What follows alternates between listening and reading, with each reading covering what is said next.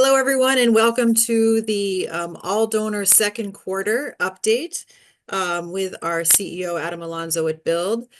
We appreciate so much that you're here, and just a few housekeeping notes. We will indeed stop at 12:45 and make sure that everyone has time to get back to their day. If you have questions at any time, please feel free you can either interrupt Adam and just take yourself off mute. This has always been an interactive space. You're welcome to put them in the chat, questions, and I will keep track of them the whole time. My name is Kirsten Malik. I'm the Chief Development Officer here at Build. You can send them just to me privately, and I will just share questions anonymously, or you can, of course, just put them publicly. Either way, I will track them. We'll make sure that Adam gets to them. He's going to have a presentation first, and we'll always leave time for questions at the end. And again, thanks so much for being here. It's really our honor and our privilege to report back to you and on what kind of impact we've been able to have with all of your wonderful support. So again, thank you and welcome. Hello, Cassandra, Christine, and Jennifer. And I'll hand it over to Adam Alonso. All right. Well, good afternoon, everybody. Thank you for being here. I'm going to go ahead and get my screen shared. You may have heard me earlier talking with Kirsten about if there's some lag time or it gets a little funky that she will take over. So hopefully that won't be the case. Just some updates from our last quarters, that's October through December. We're going to talk about some things that are happening in real time also with Build. But just want to pop through some of the highlights. We celebrated Hispanic Heritage Month, and we had 40 young people from across the city, 10 youth organizations, and 10 Latino leaders. We do this every year, and this is a conversation about legacy, important lessons learned as leaders, who were their mentors along the way, what were their aspirations when they started out? Did they really end up where they had imagined and thought they would? So this is La Mesa Latina. It was very exciting. Also, just want to throw in some yoga on the farm, and nothing better than, I think, a Saturday morning when the weather's good, a little cool, but people came out for yoga on the farm, which was great. I'm not sure if the chickens are running around. If it were up to me, I'd have them run around and jump on our backs, maybe, wearing our poses. But and I'm not gonna lie, this has been like my favorite event that we do. If you were here last time when I was talking about Halloween a year ago, we did it in the middle of a snowstorm, actually, right? We had snow the year prior, but we had about 500 people come through. So last year in October, we had great weather. We had about 1,000 people who showed up. We are I think, one of the only Halloween events on Halloween that's really open to the community. The gym had activities, food, prizes. You can see in the bottom right-hand corner they're doing Thriller. And we had tons of fun. And as I think about it, it's a big production internally with our team. We probably had 50 plus people who were working the event, whether they were outside scaring young kids and families coming through the spooky farm or inside managing food and events and games and things. So a lot of fun. November is also a busy month for us. We do turkeys and coats typically in November. In the top right corner is our great donors, Steve Miles, that's the truck driver in the middle with the yellow vest, and Steve Miles' partner, Rebecca Hawkinson.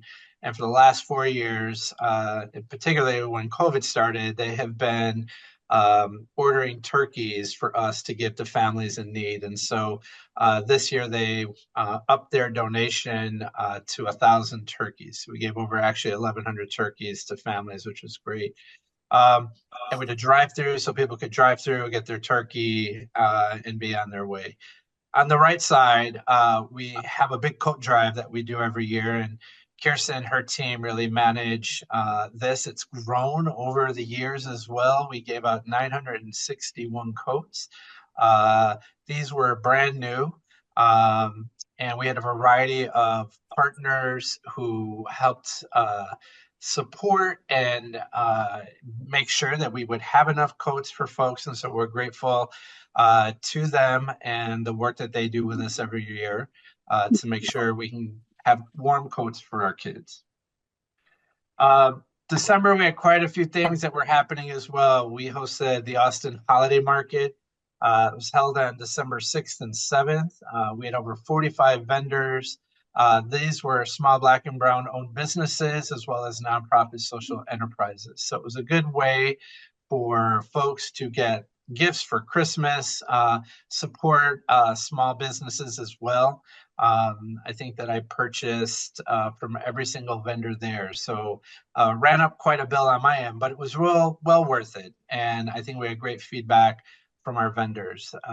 This year, which was different from last year, in addition to the number of vendors we actually had some food vendors as well, which is a pleasant and great new addition to the holiday market.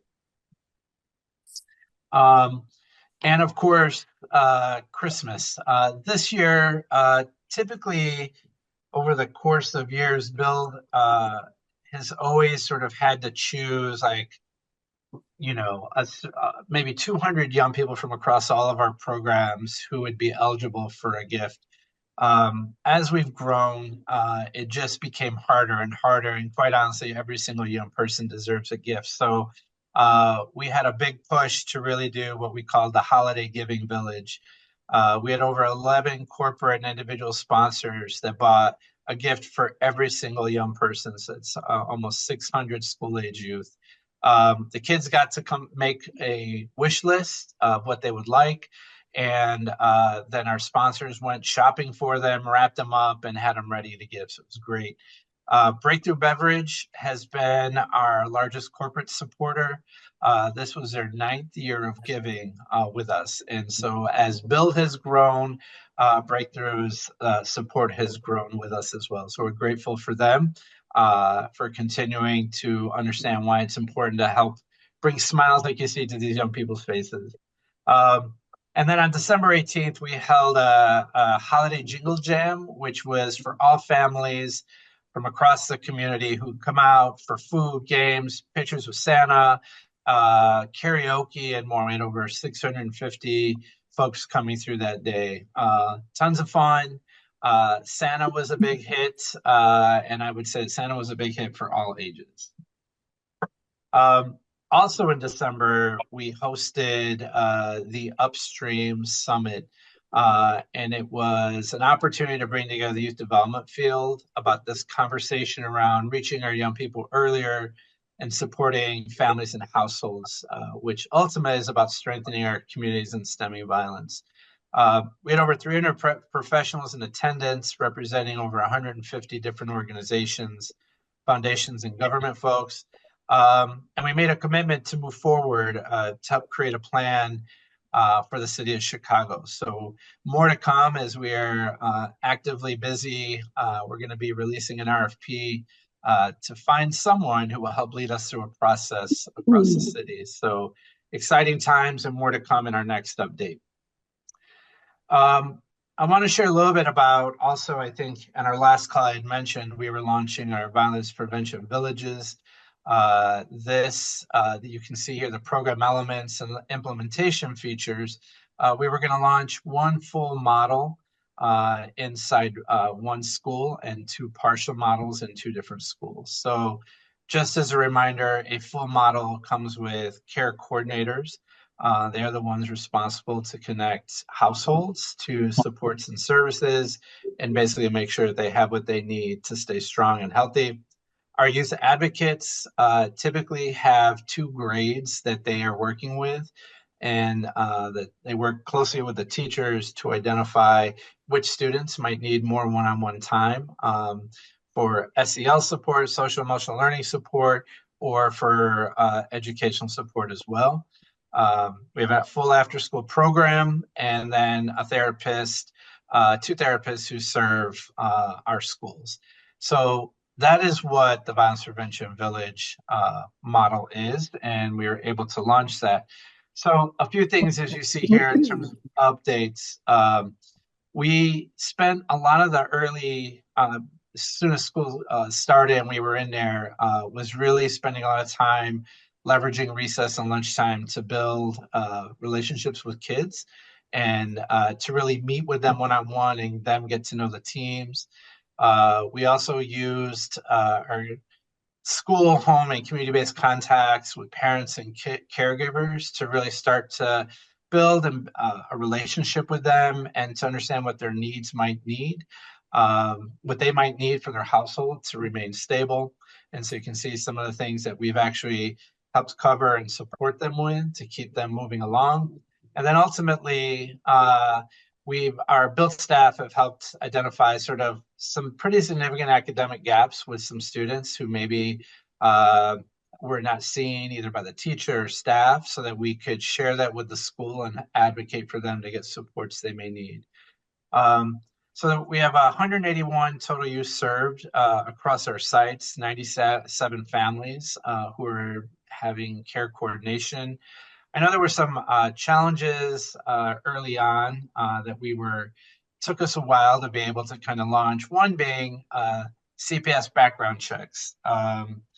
Those always take a while to get back. So until those checks clear, our staff did a lot of training and preparation before they were able to get in, and then just finalizing some what they call no cost agreements with CPS, just to make sure those were all in place and working back and forth with legal. So those are just some of the administrative back things I think that have created a little bit of a delay for us, but we are ready to go and moving full steam ahead. So, um, we really wanted to talk about in real time some of the things that were happening and what the impact is from the new administration and the rules that are happening. And so, one, obviously, as you can see on the left, with the ICE raids that are happening, we also had our notice sent to us about a free temporary pause of federal financial assistance to our programs. Um, I'll speak a little bit to what we have done internally around supporting our families and young people that are undocumented. Um, we have a plan in place that if I should show up, that they have access to what is called public space. Our young people who may be in programs and families who may be seeing therapists are in spaces what are called private and deemed private. So unless they have a warrant that they can come and search the entire space, they are not allowed beyond the public space, which is really the lobby and entryway. So, and then if they should show, we have a whole process that staff know and who to notify internally for us to be the ones that are the point people. To date, we haven't had anyone show up, but we do have families who are in hiding, who are fearful so they're not going to school, they're not going to work, and are in a state of fear for worrying about deportation. And so we're supporting them in the best way that we can as well. I'm going to ask Kirsten maybe to jump in a little bit and share, but we did a scan on what our federal funding exposure is. These are direct grants that we have through the federal government. And as you can see there, what our exposure is in this current fiscal year, and then our subsequent years moving forward. So we are monitoring the situation closely. We're also monitoring what would happen here at the state, county, and city level as well, because there is so much federal pass-through money that comes in. Yes, there's concern on our part, certainly, because we know that this means we've got to find another avenue to fill the gap if they should cancel all these contracts. And Chris, I don't know if you want to jump on, if you have anything else you might want to add. No, I think that covers it. It's I just to reemphasize the idea that we do receive federal contracts. That's the top part of this chart here. And to be clear, some of these funds have arrived, some of them have not. This is not to suggest that we suddenly have, a 2.4, I mean, or a $1.1 million hole in the budget this year. Like these federal funding is always issued in reimbursement form. And so it's a little more complicated than that, and be happy to get into those details with anyone on a different call. Um, but I also want to point out that a lot of the state funding that we get has federal pass-through funds contained within it. And I think in Illinois, we feel fortunate that we have a supportive governor. We have an administration here at the state level that is supportive of things, of programs like Build, but they also sometimes are subject to federal funding restrictions as well. As you can see, the ICEJA and other funds have percentages there, which are estimated. Yes, Kristen, question. Hi, I guess it's a layer underneath this. The language that is around some of these grants, do they explicitly talk about DEI? Yes. Okay. Well, so I'll speak to that. So if you look at the Department of Education, the TRIO, so TRIO is a series three programs with in the Department of Education that support first generation students of color getting into college. We happen to have one of the TRIO programs, which is Talent Search, and Build has had a Talent Search grant from more than over a decade. Mhm. And I'm really worried as they are now in the Department of Education and looking, obviously, as we've heard, that they want to shut that down. TRIO programs are absolutely focused on students of color. And so I worry the most about that taking a direct hit right away. Again, we've got no communication from the federal government on any of our TRIO grants or any of the other ones yet.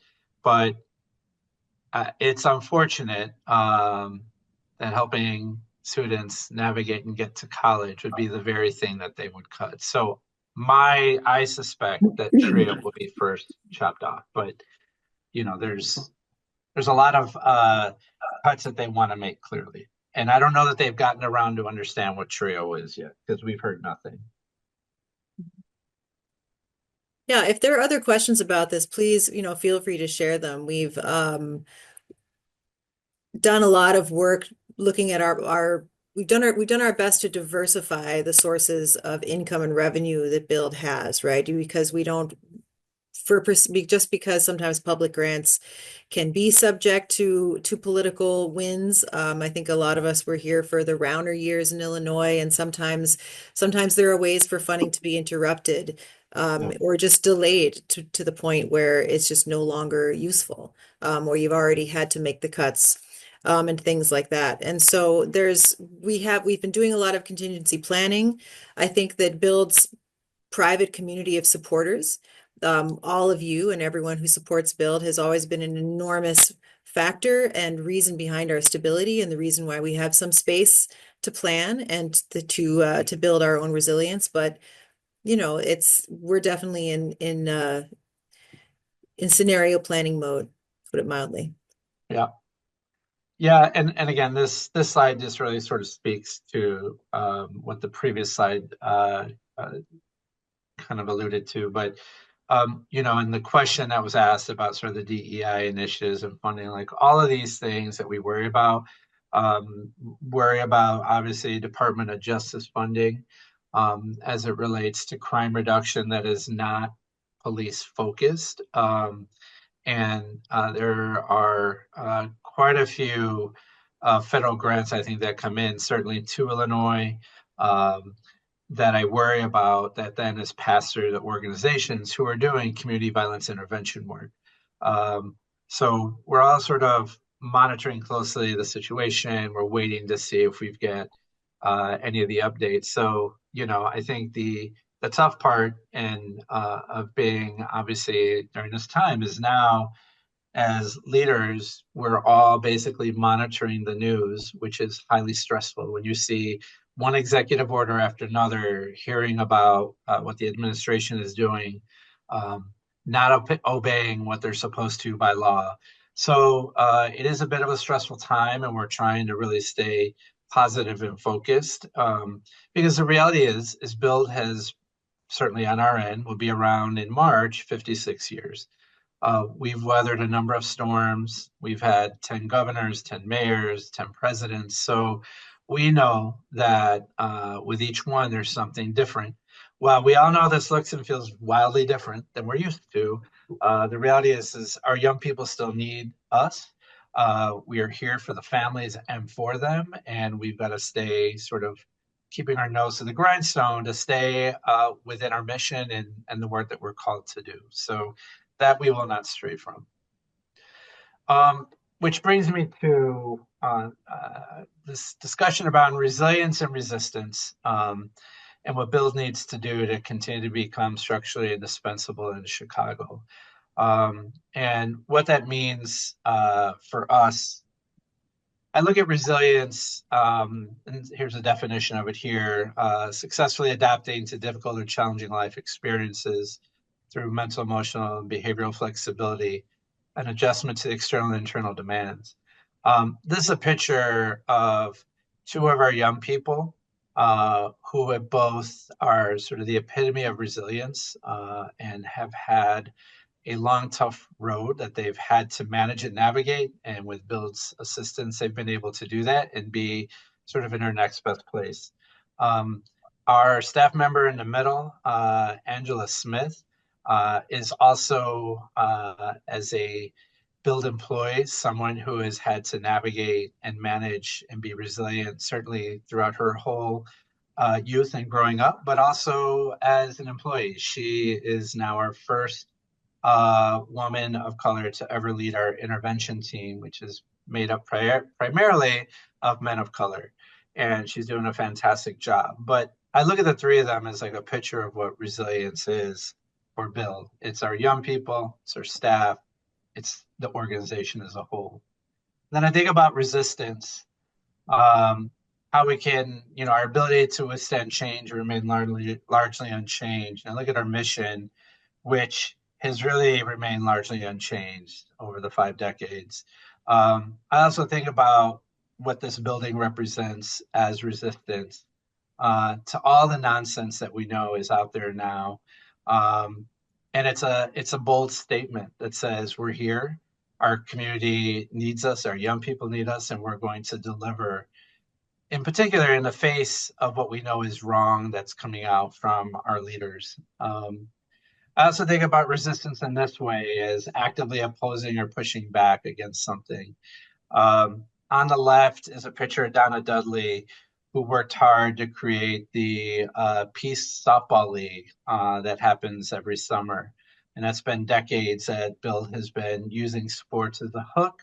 But Donna was someone who resisted. She was a great mentor to me when I started. She was a former staff member, board member, volunteer, just someone who really believed in loving our neighbors as ourselves, but also actively resisting in ways that are positive. And so we use her as an example.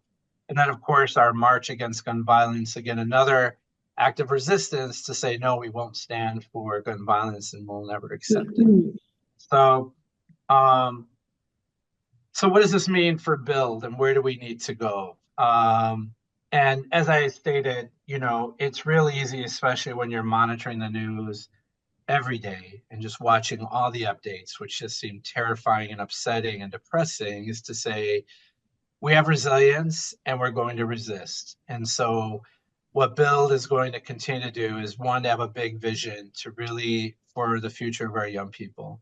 We know that upstream is just one portion of the work, but we want to lead that and really bring people to the sense of why we need to start earlier, work with whole households, and to really push that as the mantra as we move forward.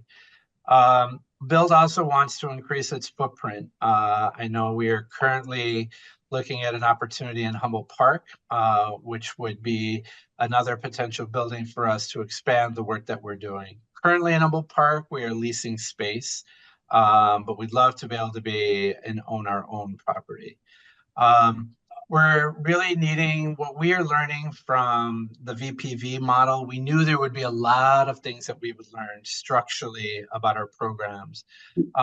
We don't have to wait a full year of learning because we're learning currently, we know, that we're going to continue to codify our program model across the entire organization. And that in particular now, as we're looking to sort of challenge our own internal model of how we serve, it's got to be the thing we do and get it right and train the entire team on that. And also to duplicate excellence, instill a culture of continuous quality improvement and learning. And that goes at all levels for staff and our board included. And then lastly, just thinking about our own organization's wealth and bringing that to new heights and creating a resilience and resistance fund. Because we don't know what will happen, right? The potential to lose significant amounts of federal, but potentially even state, county, and city dollars matters. And so we need to put forth a bold plan to really work on that, work with our donors, and to really come up with a plan that safeguards and creates a buffer from things such as this. And that could be a mix of endowment, investment funds, things that are sort of liquid to us as we may need. But this is one of the things that we're pushing to really move and build against sort of this resilience and resistance to what is happening now. And with that, I want to transition to talk about what's up and coming soon as a way for folks to give back, to support. It is our gala. So this year it's a little bit earlier. It's April 11th. I think it's one of the earliest times since I've been here anyway. And it will be at the Garrity. So tickets, sponsorships, you can find all that on our website. Is there a cost to that? And then these are just other ways to engage if folks have interest. Is certainly to join the Scholar Support Network. We have a lot of young people in college who need support, who are living away from their homes. It could be that you might send a care package, write an encouraging note, something that will help them stick to college. Where Kirsten will be happy to kind of talk through how you can support young people that way. Also, you can introduce 1 to 3 new people to Build. You guys are great supporters of the work that we do. Simple ways to kind of get started. This will be recorded, so you could direct them here for an update. And then, of course, signing up to volunteer. Lots of ways to stay connected and active to the work that we're doing. And there is a QR code to get signed up and to move things forward. And with that, I'm going to end the slideshow and then take any questions folks might have. Thank you, Adam. There's a number that came in the chat, and so I'll be happy to come through here. But again, please feel free to chime in, folks, chime in live. We had a question about discussing going back to the VPV model. Someone wanted a clarification on how is it different from Build's work? Yep. It really is not entirely different from Build's work. I think we knew that it was really bringing all of our programs together in a school so that a school population, students, families included, would have easy access to all of our services and supports. What's different about it is that we are in collaboration with our teachers and the school administration. Which means that we are working as partners to help identify young people who may need additional supports, and that we're supporting the learning also that would happen during the school day. We can support that after school or in some of the pull-out sessions, whether that's on the academic side or on the social emotional side. So it really is about bringing all of Build's opportunities to bear in a partnership inside the school. Thank you. And related to that, someone way back when had a question about who else was at the Upstream Summit? We had Assistant Secretary Kiwana Bell, who was actually the one who opened up our summit for us. And Kiwana Bell is someone from Westside Health Authority. She was their number 2 person here.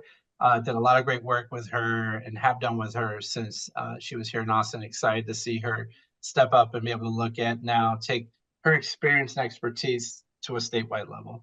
And we had statewide folks, Susan Stanton, who is the executive director of Act Now, which is a mobilizing body for the youth development field.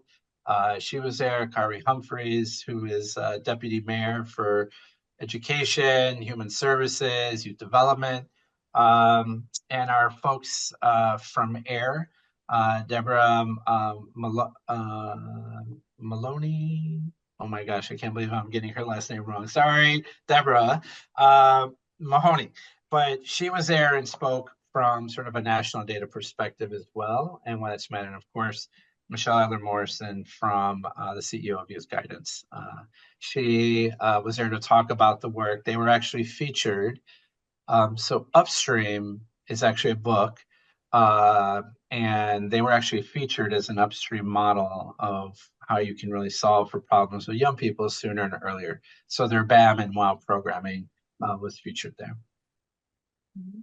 And then, of course, Sharif Walker, who's on the call, was also at the conference, at the summit. So thank you, Sharif, for being there, and who also does great work in the Austin neighborhood. Mhm. Another VPV question, which is that how do the teachers feel about having so many builders in their school? How is that going? Yeah, it's a good question. I think sometimes it can be a mixed bag because there are so many people in the school. And I know that our principal, so at Leland is where we have the full model.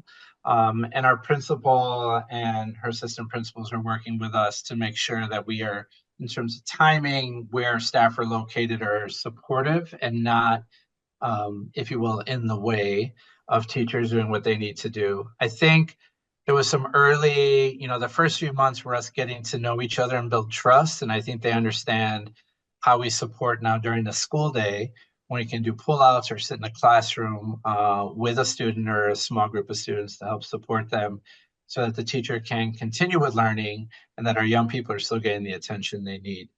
Um, our advocates are not SICAs, which inside CPS, they have students who need one-on-one support have what's called a SICA.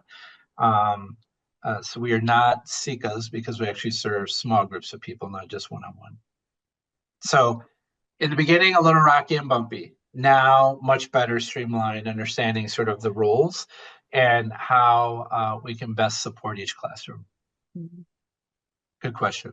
Yeah, a lot of the advocates really have provided really direct classroom support, so it's been incredibly, incredibly valuable. Anne is asking which grade schools in CPS we're working with, and that's Leland, Ellington, and Nash right now. Yep, Yeah. correct. There's And go ahead. no, go ahead, Adam. So Leland is our full school model with the entire team that I had mentioned inside that school. And Ellington and Nash have what is called a partial model. So that means they have care coordinators, youth advocates, and a therapist. But we are not serving every student in the school. Whereas at Leland, we are there for the entire school population.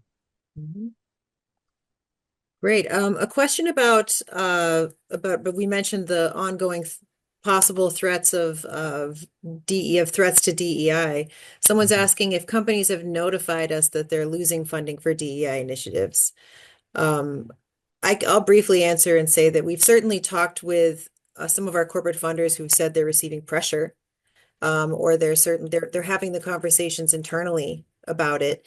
None of them want to, of course, or they're certainly telling us they have no intention of changing their funding, but that everything is being decided and it's a pretty unprecedented situation inside the organization about they've never their own philanthropy and their own community investments haven't been subject to any scrutiny like this before. So it's also new territory for them. Mhm.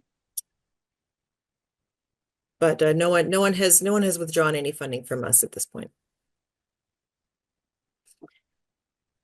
Any other questions that have come on? I know that there's a lot of things on people's minds. The one Yeah, thing I'll just say, oh, go ahead, Kristen.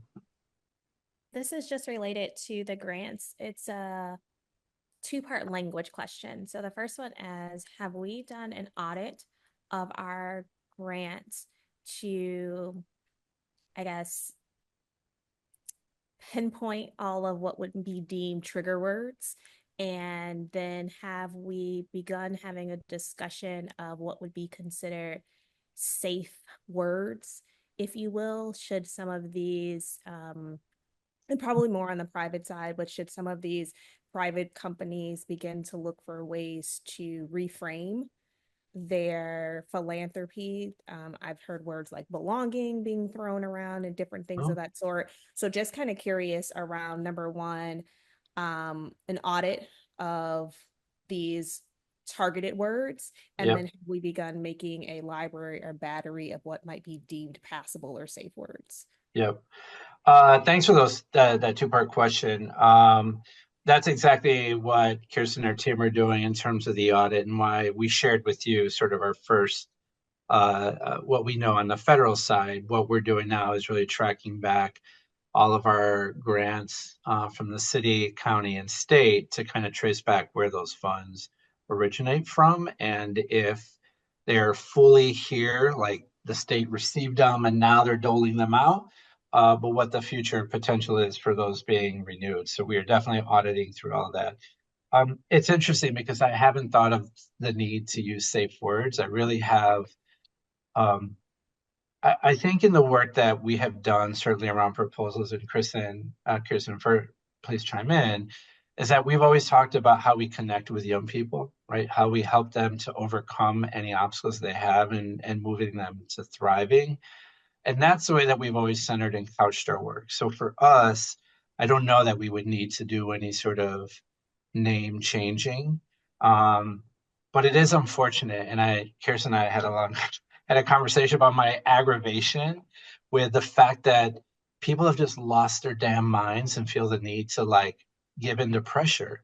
And I don't know about anybody on this call, but I hate bullies and I hate feeling bullied. And the minute I feel that way, I know I'm reliving some early childhood trauma of my being bullied. But the point being, you have to do what's right. And what's right is not going to be easy. And what's right, maybe you're kind of standing out there a little bit alone, but we're not going to change Build's mission. We're not going to change the work we do, and we're not going to change anything or cower down to the things that we see happening. On the contrary, I feel disappointed by the lack of leadership and people stepping up and saying, screw you. You're in no position to tell me what I should care about DEI or what I should care about people who need supports. Because most of those people have no clue what it's like to grow up in the way that our communities that we're serving are. So for me, I feel an emboldened sense of get out of my face. We're going to continue this work, which is why this resilience and resistance fund is really important. It's sort of you're not going to push us around. And in fact, we're going to go in a much bigger, stronger direction because that's what a bully wants you to do is to cower down and wait and be smaller. And our mission is too big. The work with our young people is critical. These, again, I hate to say what I say, our children are our future, but they are. And if we don't get this right and we don't help them to have the strength and courage to fight through all the nonsense, and we as leaders can't fight through the nonsense with them, we're not being good role models. So for us, we're going to have to fight, yes, maybe even harder, but we will not give in to the nonsense that's showing up in this world right now. And, I have respect for whatever people's choices are, but do not come and tell Bill, an institution that's over 5 decades old, who to serve, how to serve them, and what's right or wrong.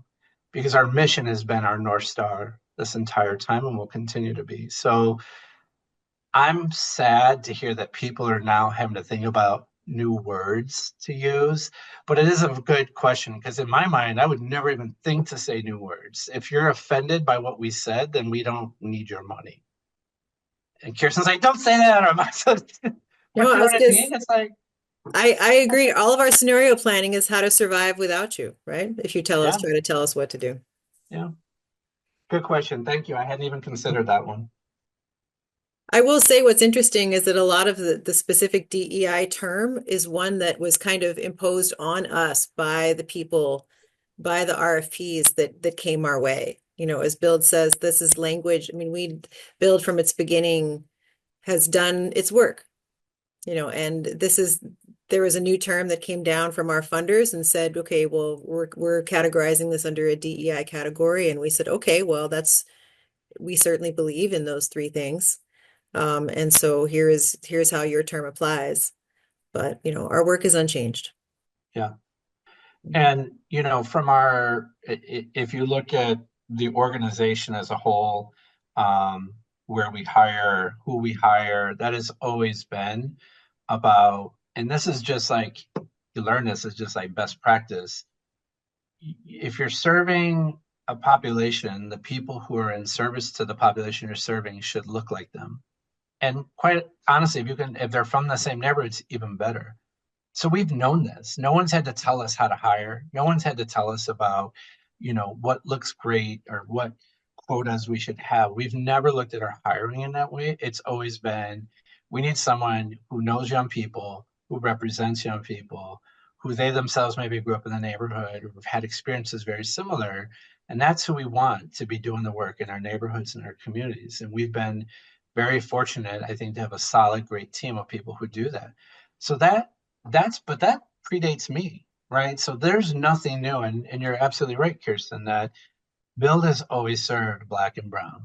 That has never been a question or a change because suddenly there was a shift. We've always done our work that way and thought about the importance of our young people identifying with the staff who look like them, who've come from similar backgrounds and experiences like them, and our staff who want to make an absolute difference in these young people's lives. So that there's been no change on our end to what we've had to do differently.